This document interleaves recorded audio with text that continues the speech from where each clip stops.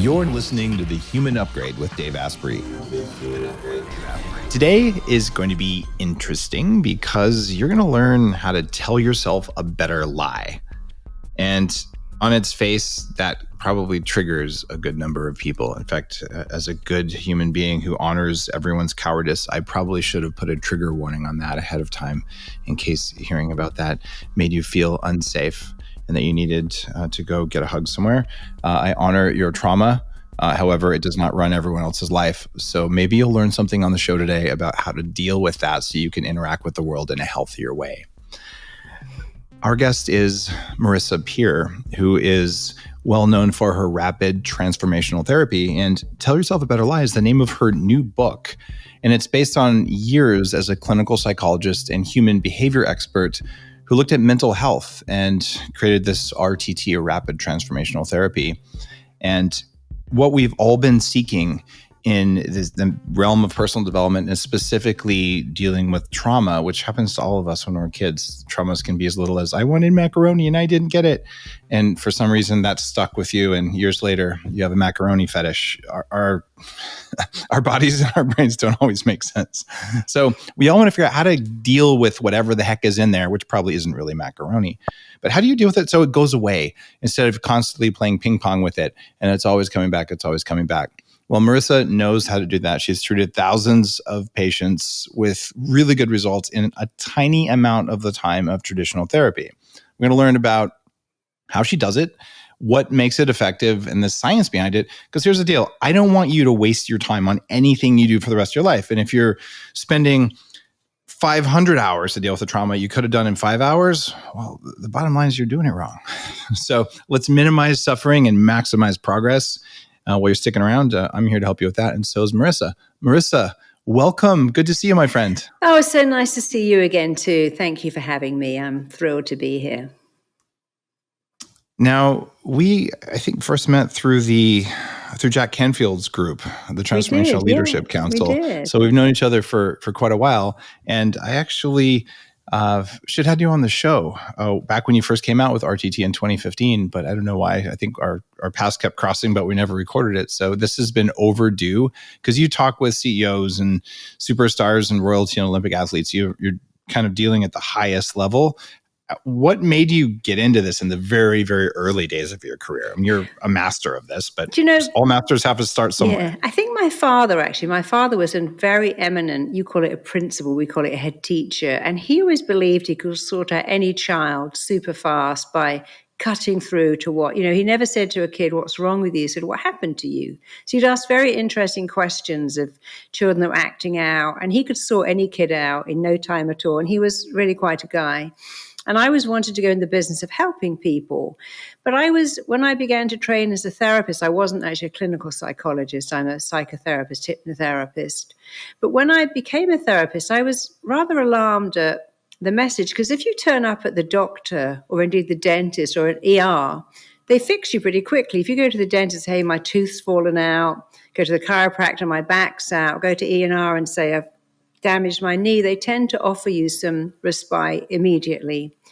And I didn't understand why therapy, which is also dealing with pain, had to be so long. I never got that. Turn up with your pain every week. We'll keep reopening the wound, and one day you might get better. And that doesn't mean therapists are bad people. They're great people. They want to help. But I thought the method was a little strange. So I just set about speeding it up, because after all, whether you've got a chronic headache or a chronic emotional problem, you want to be out of pain as fast as you possibly can. So I began to look at things that really worked with clients in real time and created RTT, rapid transformational therapy. Many therapists said, that's wrong. You shouldn't put the words rapid in front of therapy. I've never understood why not. That's like saying you can't do 10xing your workout. We know now that you can work smarter in less time. And so I just wanted to create something that was client-based, where they could turn up with any pain. That might be, I'm in pain because I can't find love. I'm in pain because I've got a phobia of going in an elevator, on an aeroplane. I'm in pain because I can't merge on the freeway. I've got a fear of birds, and it's ruining my entire life. I can't stop drinking, smoking, eating donuts.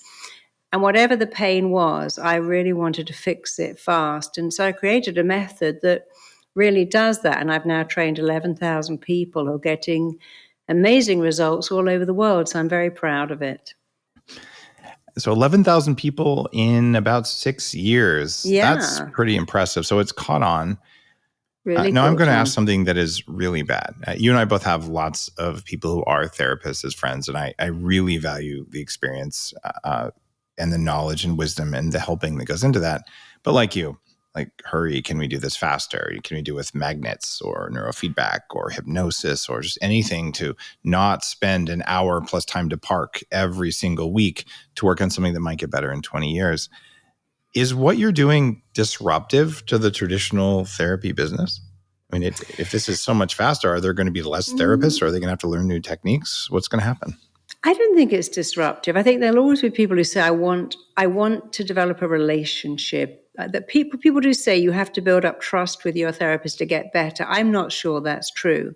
When I was in New York, I went into anaphylactic shock out of the blue.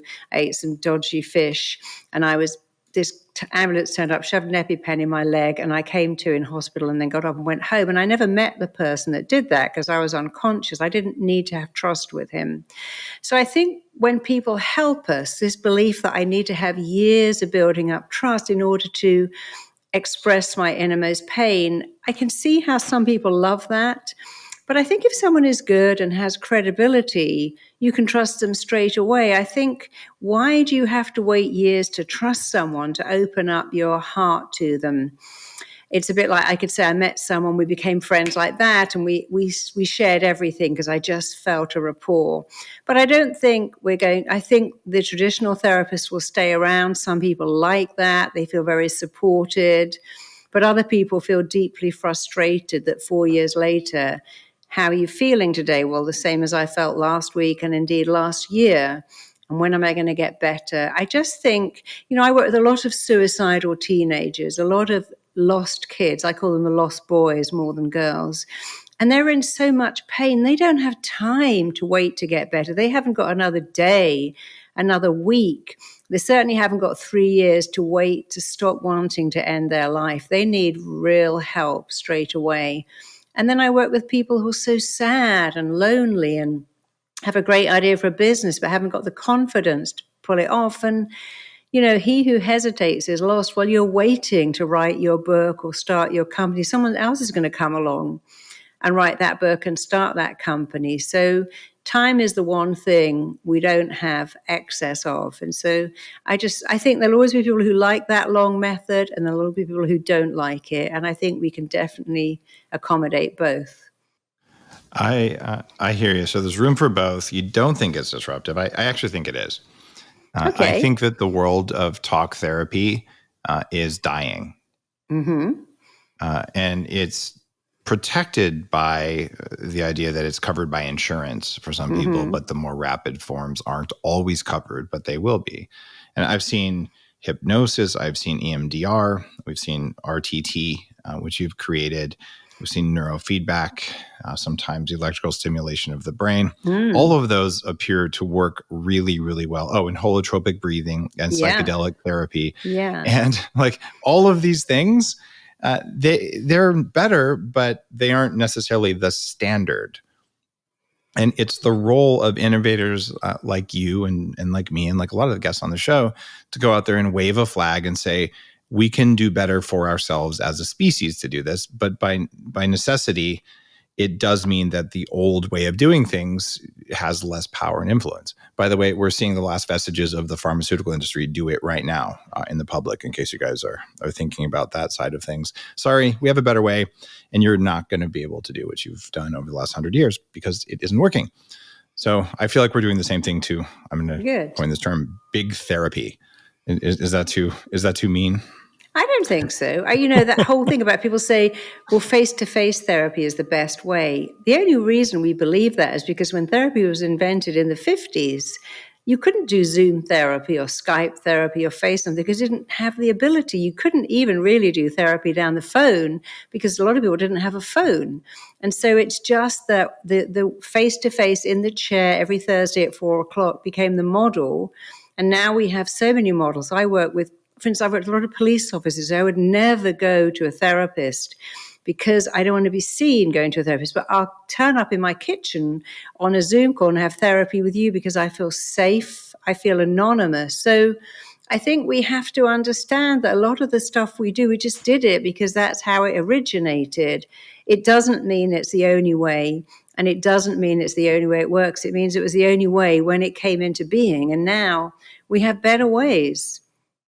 Well, I'm hopeful that we're going to see a lot of therapists and others who are just in the business of helping people study your work and figure out, here's how to do it better. One of the things that runs through your body of knowledge is the idea that emotional and personal problems come from believing that you're not enough. Talk to me about that belief, about why you believe it's so ingrained in people. Well, everything I do that is good, I learned from my clients. I had amazing teachers as I went through training to be a therapist, but my best teachers by far are my own clients who would turn up and say, well, I eat all these cakes because I feel empty inside. I get all these takeouts to fill the void inside of me. I drink because I'm not enough. I use drugs because I'm not enough. I live in fear of being dumped because I'm not enough. And I noticed that all of my clients would begin to go back to this not enoughness. They never felt good enough, worthy enough, smart enough, interesting enough. And that was okay when I was working as maybe a school teacher or a baker. But then I started to work with movie stars and billionaires who said, well, you see, I'm not enough. I keep doing more because of this not enough. So then I realized it was an epidemic, and I must have worked with hundreds of thousands of addicts. I've never met one in my entire life who ever believed they were enough. And when you think you're not enough, you need more.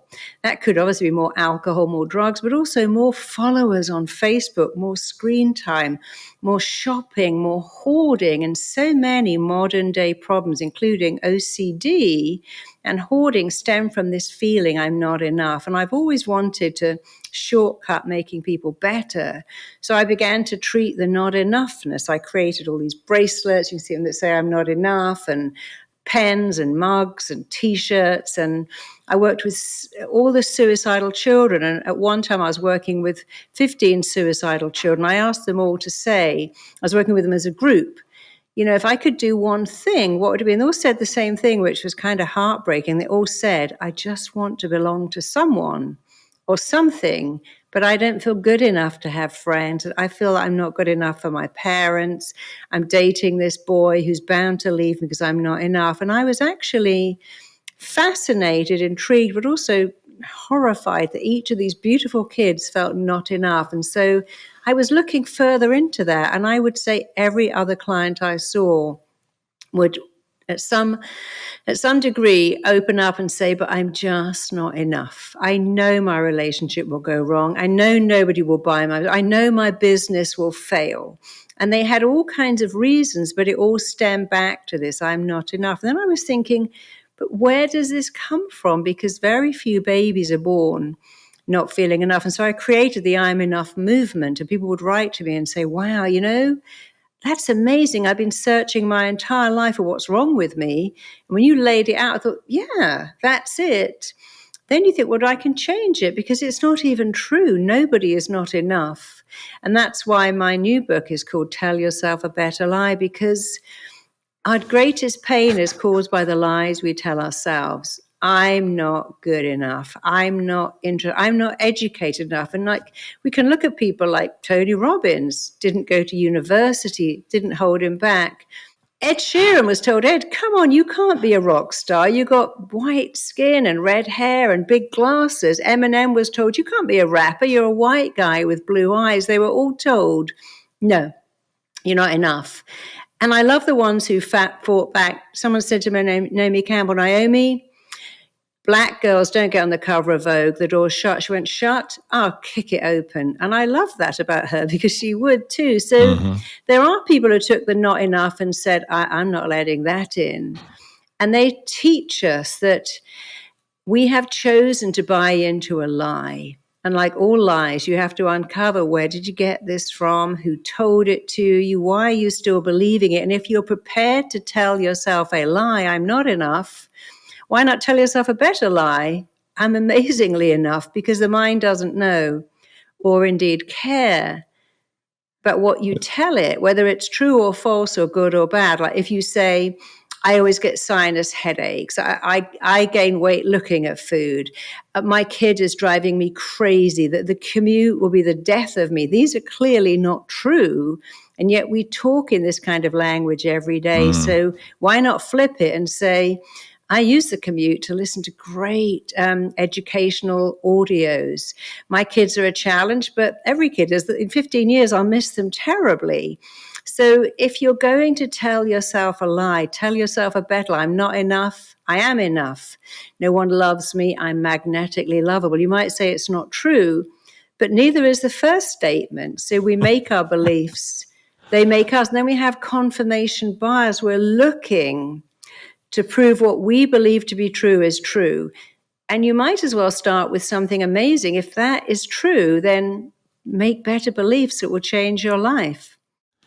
It's funny. This idea has been around for a while. You go back to Napoleon Hill. Of course. And he would tell you, write your intention, but write it in the present tense as if it's already happened, and look at it, 3 times a day and do that. And I did that when I was 16 and first read the book. And I think it does work. So there is definitely some unconscious self-deception going, I am not enough. What about the 4'9" guy with one leg who wants to be an NBA star? He's not enough to be an NBA star physically. So how do you handle it when it's true? Well, yes, that is true. It's like saying, can you hypnotize me to be a brain surgeon or to be a 6'2" supermodel? No. But you see, that's more delusion. I wouldn't say to someone, hey, right. Somebody said to me, can you hypnotize me to be a world famous actor at 72? And I said, no, should have come to me 40 years ago. Maybe I could have done that. But who do you know that's made it at 72? He couldn't think of anyone. So clients, somebody said to me once, can you hypnotize me to just live on cucumber for 2 weeks? I said, of course not. I wouldn't do that if I could, because that's so bad for your body. So if someone said, I have one leg and I want to be a basketballer, I'd say, let's dream another dream. Maybe you could do something else. And many clients do turn up and say, I'm 55 years old. I want to have a baby. And really, it's time to dream a different dream. Why do you want a baby? I want to make a difference in a child's life. Okay, well, you could sponsor a baby. You could mentor a child. I have an orphanage in Zimbabwe. I fund so many of the children there. It's not the same. I want to be a famous actor. Well, maybe at 72, you could write a script instead. So it isn't that I tell people, oh, you can't have your dream. I ask them, why do you want the dream?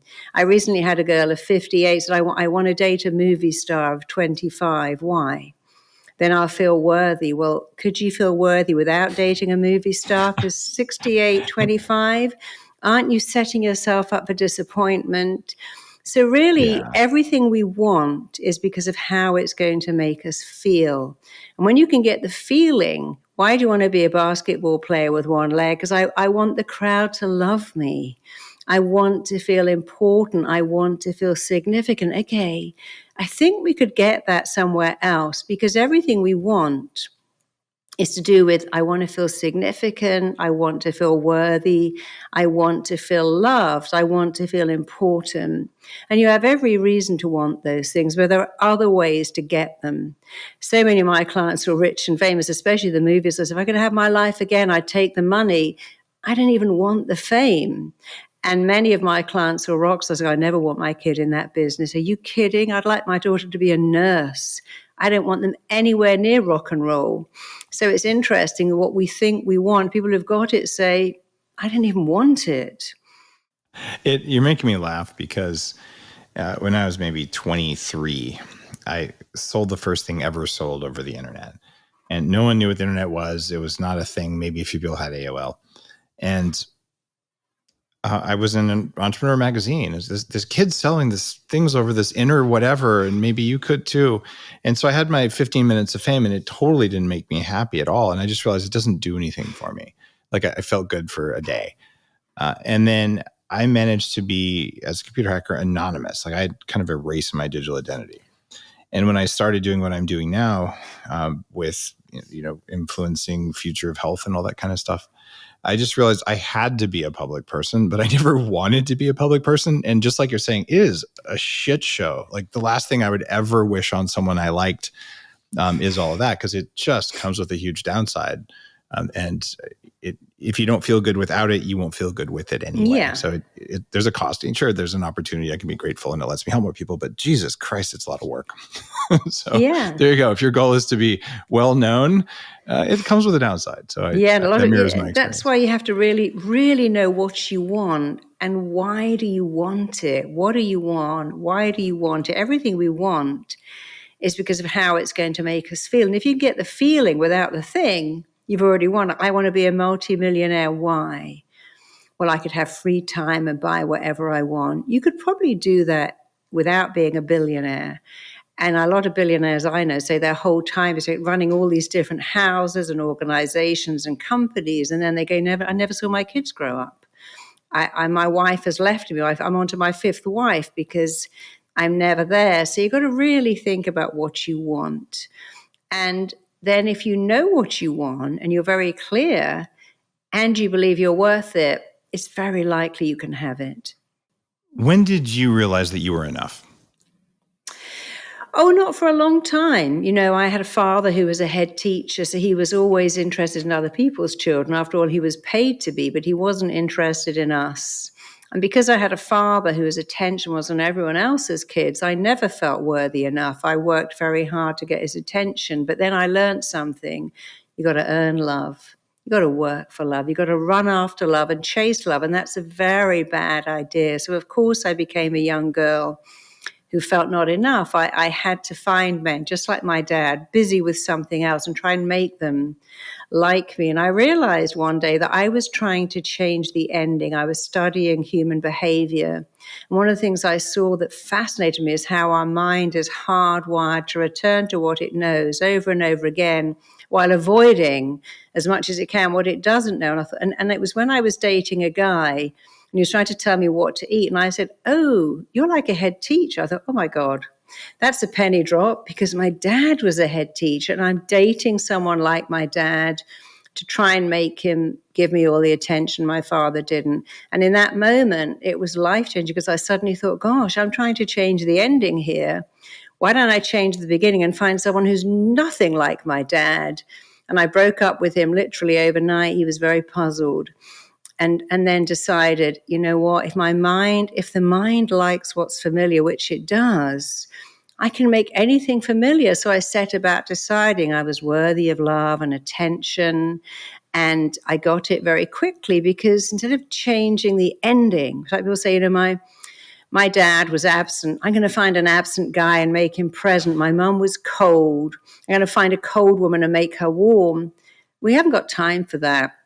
Find someone warm in the beginning, find someone available at the start. And when I did that for myself, and it was so profound, I thought, wow, I'm really onto something here. How we go back to what's familiar and avoid what is unfamiliar, even if it's very bad for us. Everyone in my family drank, so I'm drinking. Everyone in my family never amounts to anything. And it's really important to understand it's just your wiring, which you can change at any time at all. If you've had a 2-year-old, as you and I have, you understand they won't eat what they don't know because it's not familiar. And you go, oh, you don't know this food, but they'll have a few bites and we'll make it familiar. And then they like it. So it's a choice. Let's look at your life. If you haven't got what you want, it's because somewhere it's unfamiliar. But if you've got a lot of what you don't want, that's because that's too familiar. So a lot of people, I find it shows up in the strangest way. People who've never been praised, when you say, I love your book, they go, it's terrible. Didn't you see the first chapter, all the errors? No, I loved your talk. Oh, I fluffed it. I worked with a very famous movie director. I love your movie. He said it was awful, but it won an Oscar. He said, yeah, there were no good nominations that year. Oh, what about the second one? That was even worse. But that got even worse nominations. I said, oh, I understand you. You can't accept praise. And he said, yeah, my whole life. I said to my dad, are you proud of me? He went, for what? For what? Why would I be proud of you pouncing around writing movies? That's not work. I work with my hands. I'm a constructor. That's work. And he said, my dad withheld praise. I said, that's terrible. And very sad. You know what's even sadder? You're still doing it and he's dead. So you've just made that when someone praises you, not only do you reject it because it's unfamiliar, you add in criticism because that's very familiar. And if you could just do one thing to change your life, praise yourself a lot. Let praise in. But don't let in criticism unless it's constructive. When someone says, I don't like you, just go, oh, that's a shame. Luckily, I like myself enough, so I'm just going to let that go. But this ability to not let ourselves be praised is terribly sad because nothing boosts your self-esteem like praise. And now so many of us work for ourselves. We don't have a boss going, hey, well done, you did a good job. And our praise muscle is atrophying because we don't know how to build it up. You know, I used to say to my little girl, when she said, Mummy, do I look nice? What do you think? I think I look wonderful. I said, that's the most important thing, not what I think. I've got a bias. What do you think? So she'd turn up in a dress with ski boots, or she'd turn up with summer shoes and a winter coat. I'd always say, what do you think? She said, I think I look wonderful. I said, well, that's it. And I was always trying to teach her. And it's not easy with kids nowadays because they're so up against social media where they all compare themselves, that the most important opinion is your opinion. And the most important words are the words you say to yourself, which you're free to change and upgrade at any time. Why do people forget all the times that their parents said they're proud of them? It's like it just gets erased from their memory. I think sometimes it's a confirmation bias. If your parent, it's whatever you hear the most, and we forget that our grandparents had this rule: spare the rod, spoil the child. If you praise, well, they get big-headed.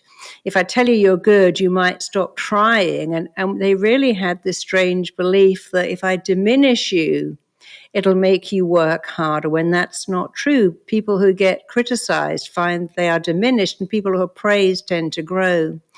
But it's a whole generational thing.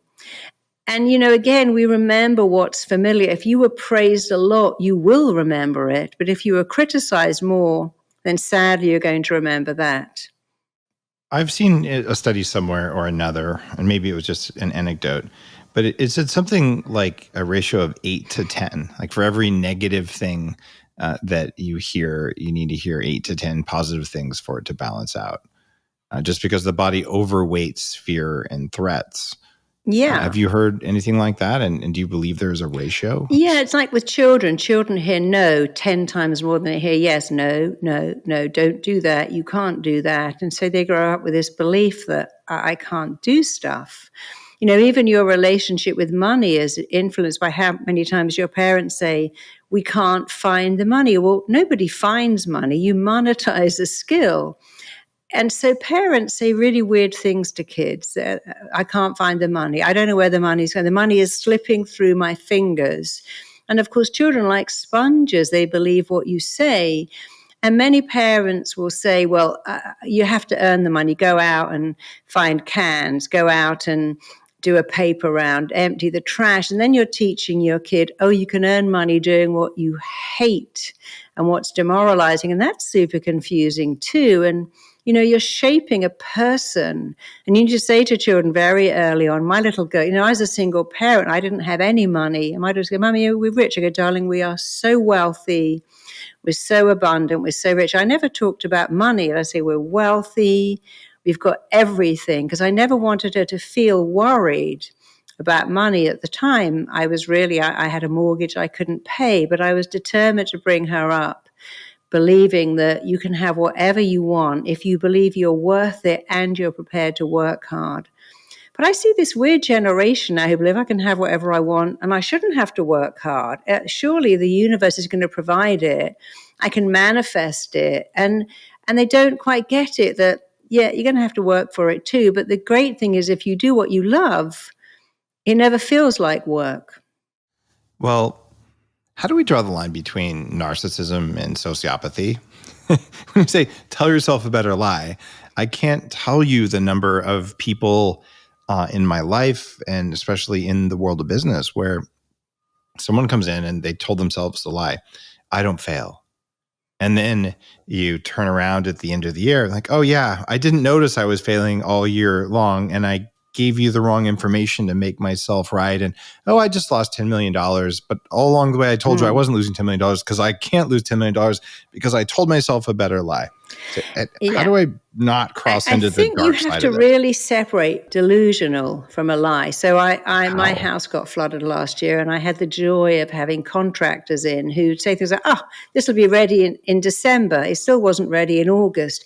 This is going to be done in 2 weeks. It'll be amazing. It's like, well, now we're 4 weeks and you haven't even started. I can get a new kitchen put in here for $20,000. Oh, actually, sorry, it's at least $60,000. But you see, these are not lying. These people are deliberately just saying whatever comes into, and they know they're deluding you. When people say, I never fail, I know I'm never wrong, never, ever, ever wrong. Well, of course, that's not true. But lying to yourself is somewhat different to lying to other people, saying, hey, I can take your book and I can have it number one in the New York Times. So really, it's a book on therapy. I can make it number one. I don't actually think you can, because I know my book is amazing, but it's a therapy book. It's not fiction.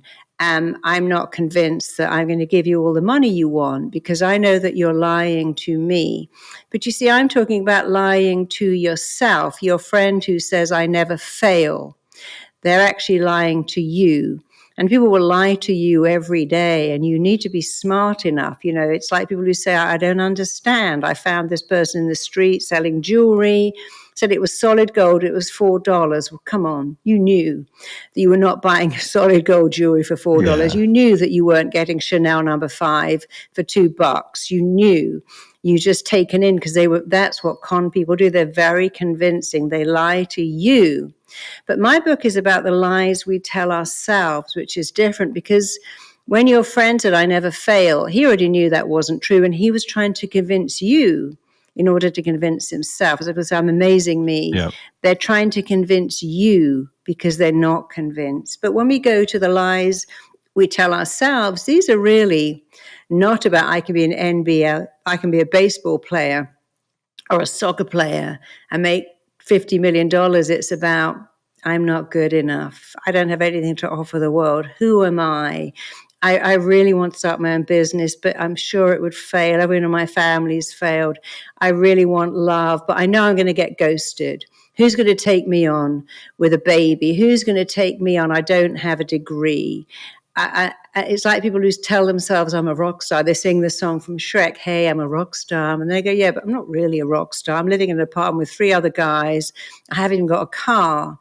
So there's a big difference between a lie and deluding yourself in order to impress someone else. So the question is whether you're doing it to influence and impress others versus yourself. Or to get business or to get money. That's a massive point. I really want listeners to get that one. So if you're lying to yourself to improve the way you show up in the world, that's great. But if you want others to support your lie and look at you and tell you you're a rock star, even though you're living in a house with 3 other guys who don't have a car, and you're tormenting them to make them say that, then you've crossed the line and now you're in narcissism, sociopathy land. Okay. That makes a lot of sense. So Marva Collins, by the way, I love her. When she took on kids, she'd tell every kid, you're a genius, you're a genius. I'm a genius. And I teach kids who are geniuses. And she turned out the most extraordinary kids who were living in the most poverty-stricken life in downtown Chicago. And she did tell them a lie, and she told them a lie about their potential and indeed hers. But because those children are like little sponges that you can mold and shape, she did them a great favor in telling them that. Imagine saying, well, you're from the projects, you're a write-off. One of my clients said his teacher, if you're a car, I'd send you to the knacker's yard. You're rubbish. Imagine starting a child off with that statement. If you're a car, I just have you crushed because you're useless. And yet some people do. They don't just tell themselves lies. They tell the children under their influence lies. And Marva Collins is a great example of what you can do if you tell someone a good lie. You're amazing. You got a fantastic brain. You're going to do great things in the world. A couple of people on the Upgrade Collective are live audience. It's my mentorship and membership group. They're asking something that I was also about to ask.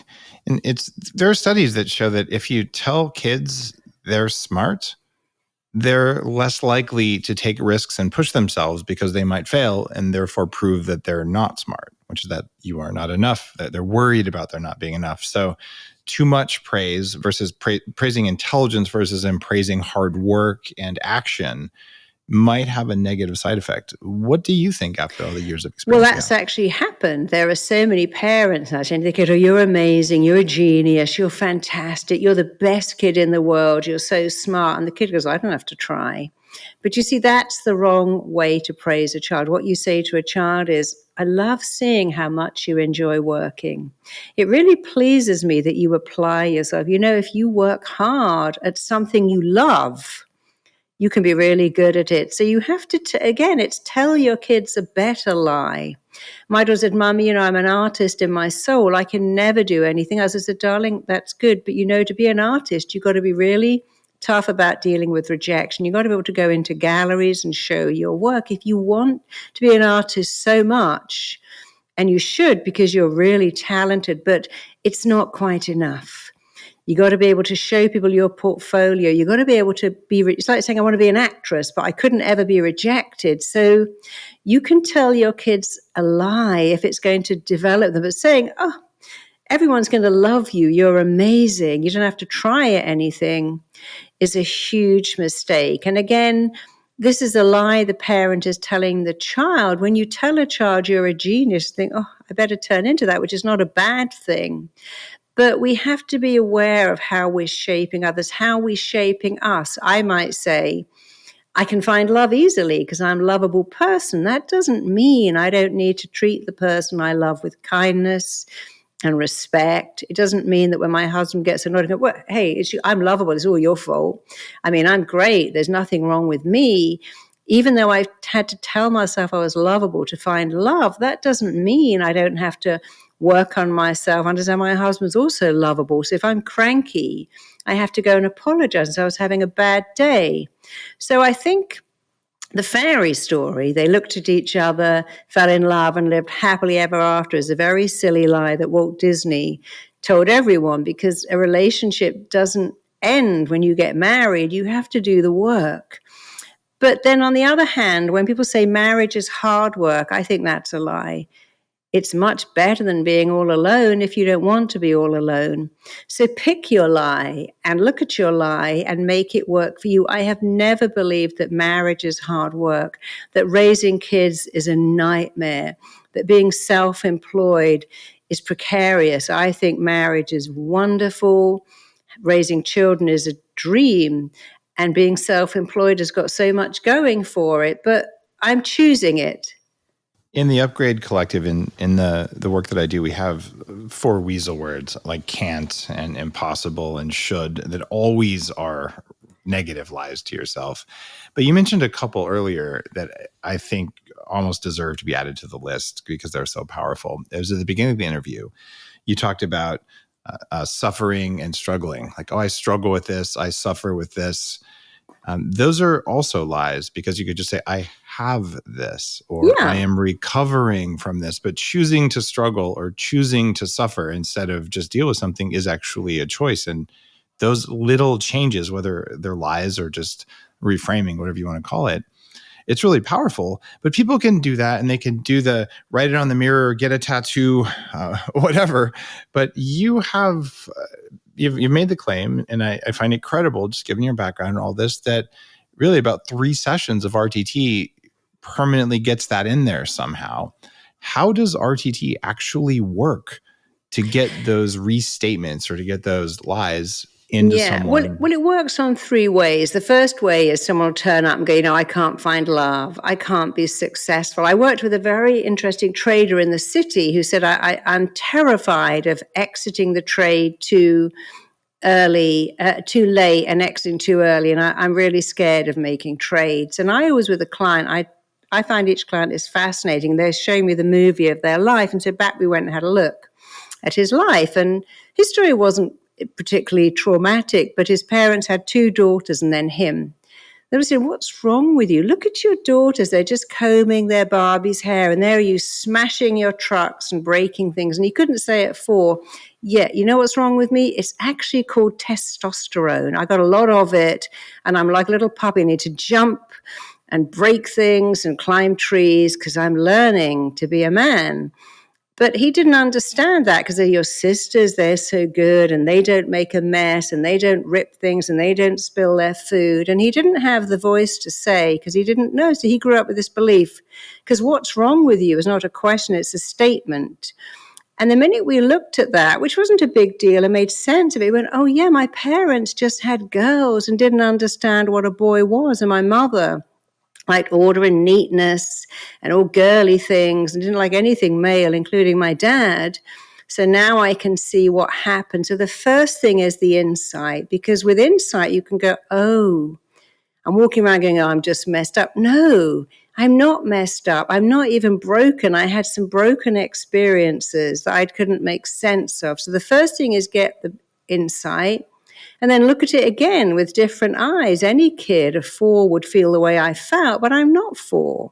I don't live with these people who didn't understand me. I'm a grown-up man. I'm glad I'm a man.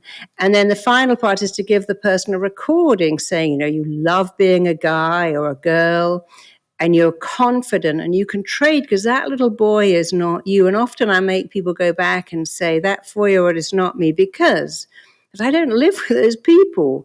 I don't think combing Barbie's hair and being neat and tidy is something I want to aspire to. So it's looking at it with a different lens and having the client verbalize, it's not me because, and it will never be me because. And, everyone has their story. People will say, well, I was a 2-pound baby. My mother was hysterical when I didn't gain weight. If I brought up the milk, she'd scream and cry. And then when I began to eat, she'd go, you're such a good boy because you're getting big. And I didn't realize that all of that stress in my first 2 years of feeding, weighing with a hysterical mother formed a belief. You got to eat to be safe. And now this person weighs 600 pounds and they logically know that being that weight is not safe. But the emotion will always overrule logic. Logic can't defeat emotion. Emotion defeats logic. So it's going back to take a look at what happened, make sense of it, and then change it, but use emotion rather than logic. So you talked about playing a movie. So you're sitting with a client and you tell the client sort of play a movie of whatever. Play the movie of their life. Was. But the biggest challenge I see when people are going through 40 years of Zen is I don't know why I feel this way. I have no clue. So how would I know precipitating experience? I don't even remember half my childhood or whatever people are likely to say, same stuff you would hear when you're dealing with the client. How do you know what movie to play when you're doing RTT? The mind always knows. I mean, I use hypnosis to take people back. I don't say, well, why do you think you drink? Why do you think you take drugs? Why do you keep cheating on the only person you've ever loved? Because they don't know. But if you say to the mind, when I count to 3, we will go back to why. The subconscious mind is always switched on. It is always on record. It knows everything. And if you ask it a question, take me back. After all, when you hear a song, you go, oh, I remember that song from when I was 15. You smell a smell. Oh, I remember that smell from my grandmother's kitchen. We regress back all the time. Sight, sound, smells. Like if I went to Mykonos, I'd remember the restaurant you and I were in and the little streets we walked by. And if I went back to that hotel in Mykonos, everything would come back to me because the mind stores everything so specifically for our benefit.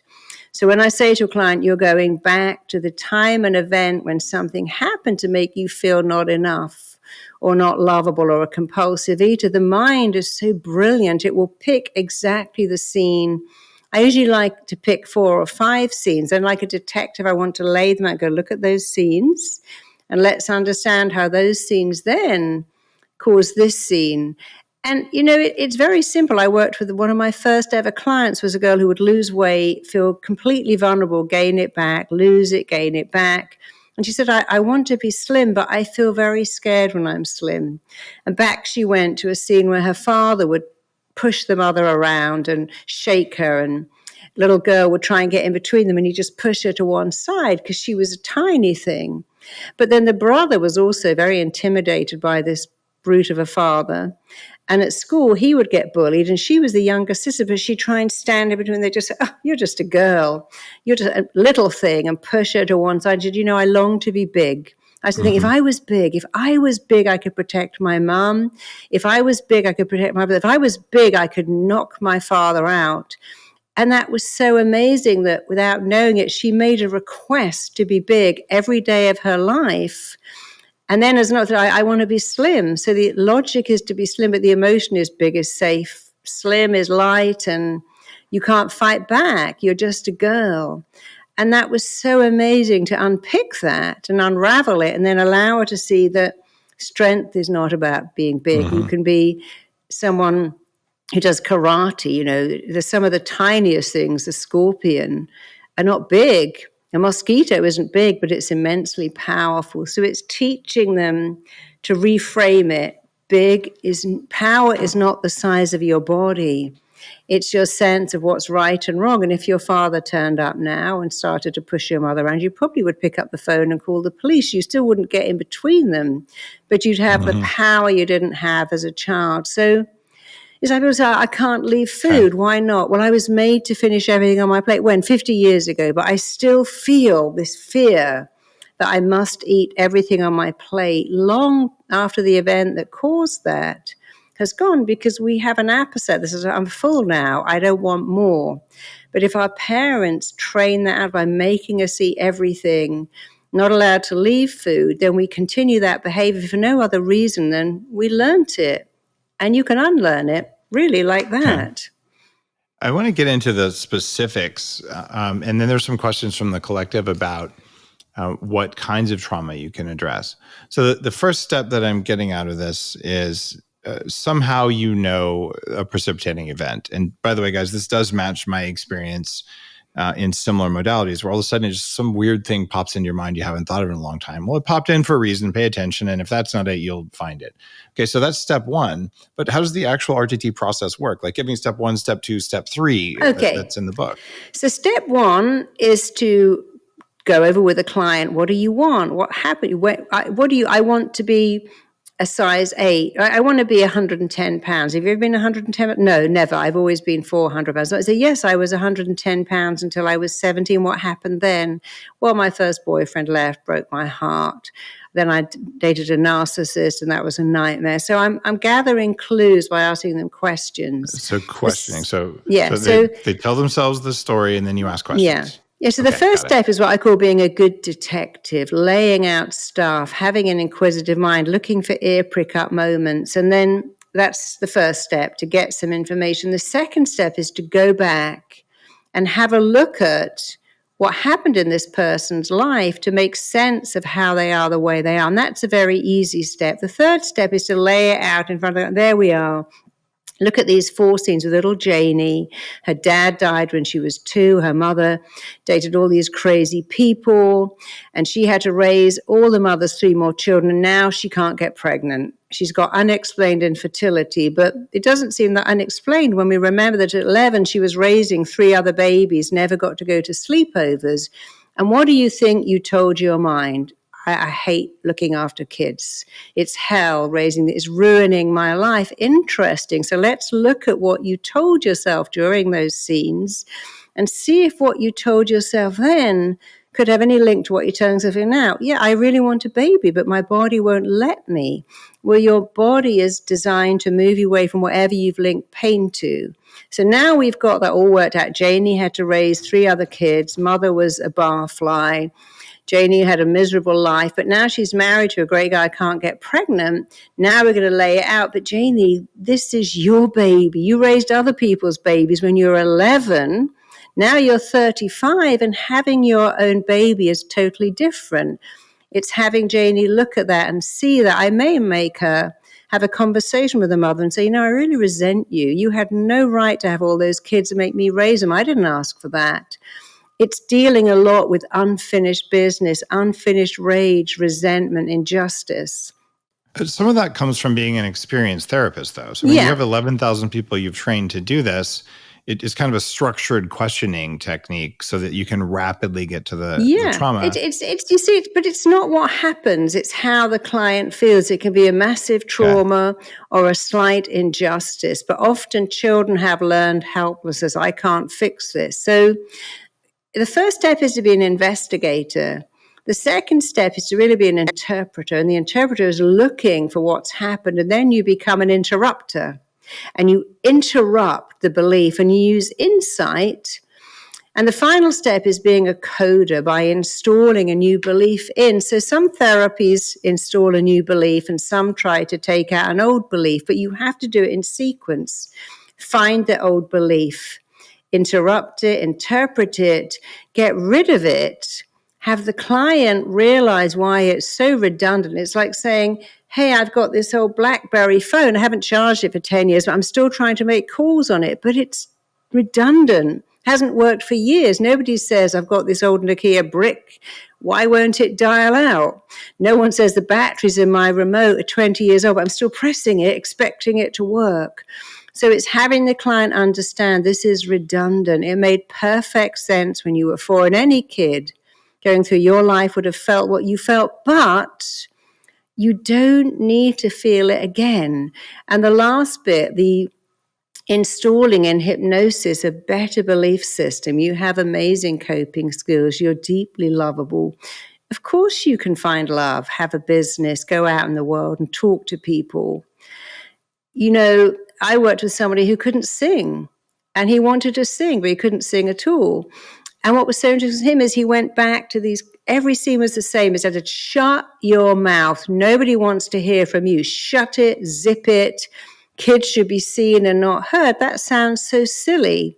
But hearing that over and over and over again during his formative years meant that was an imprint. When you have a small child, an authority figure who's scaring you, it's an imprint that goes in and it stays. So when he opened his mouth to sing, he was thinking of that voice. Nobody wants to hear from you. Shut your mouth. You're not interesting. And the minute that stopped, it was like someone gave him a voice transplant and he could sing. And I've had a few clients. One of them is now in Hamilton who really said, I want to act, but I can't act because they stop showing off. Nobody wants to look at you. And we don't really understand the damage that happens, not fleetingly, but when something is repeated over and over again. I worked with a girl who was a fireman who said, I'll never let my husband put up a shelf. I will not shave my legs or wear makeup. I'm a militant feminist. That's fine. Oh, I thought you were talking about the fireman saying that, and I was all confused. Okay, no, she's not. She was a firewoman. She was the head of the fire department. An amazing woman, very short hair. But she said, I love my job, but my husband is very upset. I'll never wear a dress. I just can't. And it's causing all kinds of tension because I won't let him fix the car. I do everything. But she told me a story that her mother was walking down the street in Ireland. She just was a little girl, and her father said, your husband's not a man. You've given him 5 daughters and no son, and this last daughter should have been a boy. And your poor husband, he will never be a man without a son. And of course, this little girl heard it. I remember when I was talking to you in Canada, we were saying how children pick. This little girl heard someone saying to her mother, your husband will never be a man because you give him another girl and he needed a boy. And of course, what she picked up was, oh, I should have been a boy. My dad isn't a man because I'm not a boy. My mother's a failure because I'm not a boy. And from that moment, she began to act and dress like a boy. She didn't want to change gender, but she felt this overwhelming pressure to be a boy. But it was causing her it wasn't like she loved it. It caused her a lot of pain. And even her children would say, Mum, why are you like Dad? And she didn't have the answers. When she had the answers, she said, oh, I can make sense of that. My dad's friend was an idiot. What kind of friend says that to his best friend's wife? He was an idiot, probably a drunken idiot. but I don't have to give him the power to color my life ever again. So it's getting the story, making sense. But then it's like someone showing the movie of your life, but you have the honor and indeed the joy of giving that movie a different ending. And that's really what it's all about. That was a lie. You should have been a boy, because she should have been her, and she was the fifth girl. But she'd accepted that lie as the truth. I should have been a boy. I've ruined everyone's life by being a girl. So I'll be the closest thing to a boy I can be, when the truth is you should have been who you were. The universe wanted you to be the fifth girl, and you have a lot to offer the world. But we really buy into these lies when we're children, and we don't understand what that lie was all about. It sounds like there's a through line of weird stuff we pick up as kids that Really doesn't weird. make sense when you're an adult, but it did make sense when you were a kid. It was there to protect you or there to solve some problem, and you never re-examine that assumption. And it feels like almost every bad thing we do as a species or as individuals is caused by really bad assumptions that we just never challenge because they've been installed before we had a brain to challenge assumptions. That's why the church will say, give me a child before they're 7 or 12 or whatever, and I've got him for life. Even 5, and I'll give you back the man. Yeah.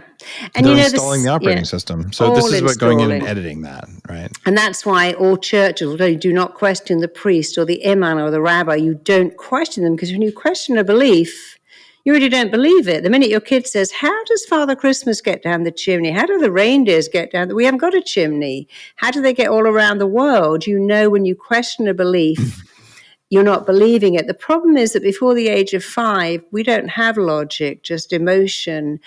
And when children have parents who mess up, the kids don't stop loving the parent. They immediately stop loving themselves. And that's the big problem where I'm not enoughness comes from, that we don't think my dad's crazy, my mum's an alcoholic, my dad's sad and unfulfilled. My dad came over here from Poland. He was a doctor, and all he could do in this country was be a train driver, and he's frustrated. A kid doesn't have the logic. They don't ever stop loving the parent, but they stop loving themselves. They blame themselves. They buy into very quickly, I'm not enough because my mum's sad, my dad left, my dad's always angry, my mum's always crying. And a child is dependent on adults, and they have to idealize them. So they always blame themselves, and that's where it all goes wrong. The kid says, this must be my fault. Even when a parent dies, I go, yeah, but if my daddy loved me, he wouldn't have died. Why didn't he stay? Why would my parents give me out for adoption if they loved me? It's hard for kids to make sense of it. And the only way they can do it is to say, I'm not enough. And that's why this has happened. But I'm going to try to be better, and then it will get better. But it doesn't get better because it was never their fault. But that's where the not enoughness stems from. The children have to idolize their parents. So the only person they can ever blame for this is themselves. I'm getting it pretty loud and clear that the you are not enough comes in before you would know whether you are enough. Oh, yeah. And that telling yourself that lie, which actually probably is more truthful than not, but at least it's a useful lie, because maybe you aren't really enough, but you're at least better. You're better. You're closer to enough than you actually believe you are. So you might as well just estimate on the side you wanted to make an error on. So listening to the show, I want you guys to think, what are the things that you believe as foundations of your reality that you've never actually tested and that you do not know whether it's true? And what Marisa is teaching us is the same as the through line, the stuff you'd hear from Louise Hay, the things you'd hear from Brene Brown. Is it true? Is it real? And the reality is that most of what you see in the news is not real. It might be partially real, but it's highly modified. And most of what you picked up when you were a kid isn't probably real, but it might be worthwhile. And if it doesn't serve you, you can totally ditch it. And I think RTT is a good way to do it. It probably requires reading the book in order to really get to the bottom of it. And more importantly, most of the personal work you can do some of it by yourself. It requires work. But a lot of it, having another human being or even several involved in your evolution, it's necessary. So that's why you go with someone who's trained in RTT or these other modalities. so that they can use both their expertise, but they can also just sit there and be a foil for you.